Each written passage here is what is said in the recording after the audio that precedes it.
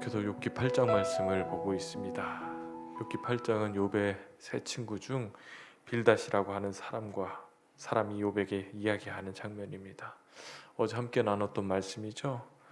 빌닷은 하나님의 정의롭고 공의로운 분이시기 때문에 욥의 고통은 하나님의 심판의 결과다라고 말하고 있습니다.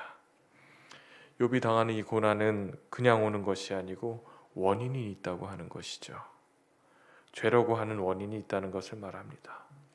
그래서 이제라도 하나님 앞에 죄를 회개하고 돌아오면 하나님이 회복시킬 것을 이야기합니다. 그리고 빌닷은 오늘 본문 이야기를 이어가면서 이 논리를, 자신의 논리를 욥에게 관철시키려고 설득하기 위해서 크게 두 가지 방법을 사용합니다. 첫 번째로는 옛날 선조들의 지혜로운 경험담을 통해서 자신의 이야기를 증명하려고 하고 있고, 또 하나는 자연의 원리 속에서 특별히 식물들을 통해서 자신의 이야기를 설득하려고 하는 것을 보게 됩니다.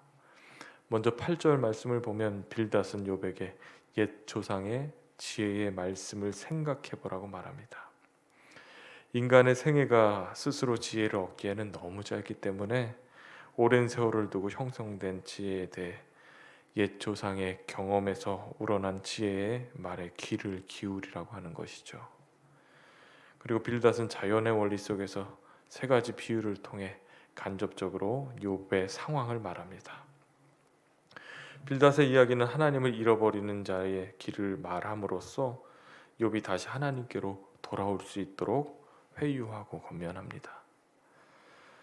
이 첫 번째로 왕꼴과 갈대의 비유를 통해 악인의 멸망이 순식간에 찾아오는 것을 말합니다. 왕꼴이란 것은 수분이 많은 지역에서 갈대처럼 성장하는 식물을 말합니다. 빌닷은 이 왕골과 갈대를 비유로 듭니다. 이 식물은 물이 없으면 다른 식물들보다도 더 빨리 말라 죽기 때문에 우리의 삶 속에 하나님을 잊게 되면, 하나님이 사라지면 이 왕골과 갈대처럼 망할 수밖에 없음을 비유를 통해서 말합니다.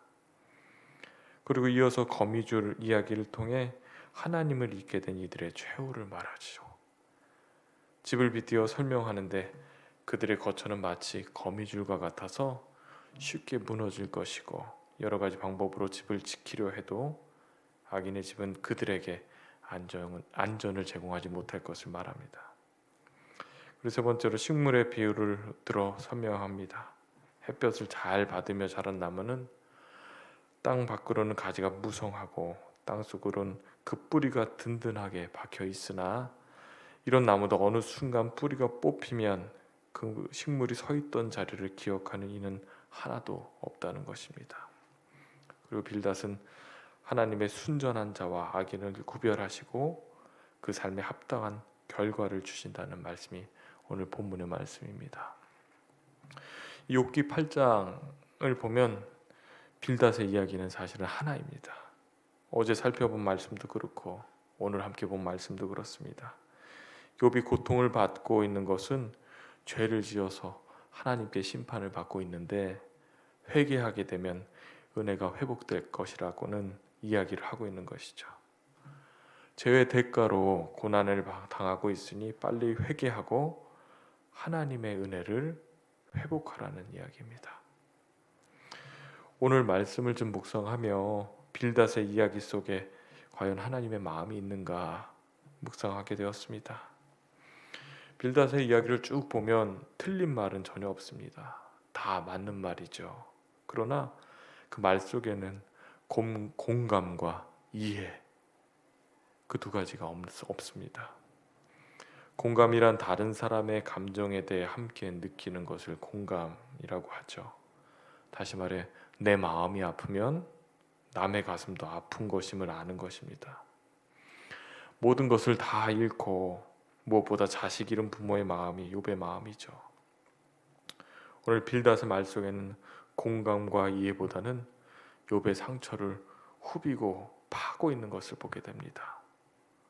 아픔을 함께하고 위로해야 할 빌닷이 자신이 가지고 있는 교리를 잣대로 정죄하고 판단하는 모습을 보게 됩니다. 위로자가 있어야 하는 자리는 가르치는 자리가 아니라 말없이 기도를 해줘야 되는 자리입니다. 고통당하고 고난당하는 이의 문제를 하나님께 아뢰는 자리가 위로자의 자리죠. 그러나 이 욥의 친구들은 욥을 위해 기도하기보다 위로하는 말처럼 보이지만 내면은 자신들의 교리가 맞고 죄를 인정하고 회개하라는 말을 하고 있는 것을 보게 됩니다.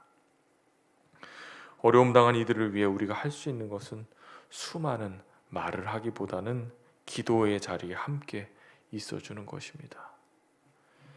내가 경험하지 못하고 이해하지 못하는 문제를 겪은 사람을 위해서 우리가 할 수 있는 유일한 일, 가장 큰 위로는 많은 말이 아니라 말없이 전달되는 마음이 아닌가 생각이 됩니다. 내 판단과 내 입장, 내 경험, 내 기준으로 쉽게 정죄하거나 판단하지 않고 공감하는 마음으로, 긍휼하는 마음, 또 사랑의 마음, 함께 울어주고 기도해 주는 것이 하나님의 자녀로서 우리들이 해야 되는 일인 줄 믿습니다. 우리 주변에 어려움 가운데 있는 이들, 고통 가운데 있는 이들이 있다면 그들에게 많은 말을 하기보다는 그들을 공감해주고 또 이해해주고 그들을 위해 기도의 자리에 함께 서는 저와 여러분 되시기를 주님의 이름으로 축원합니다.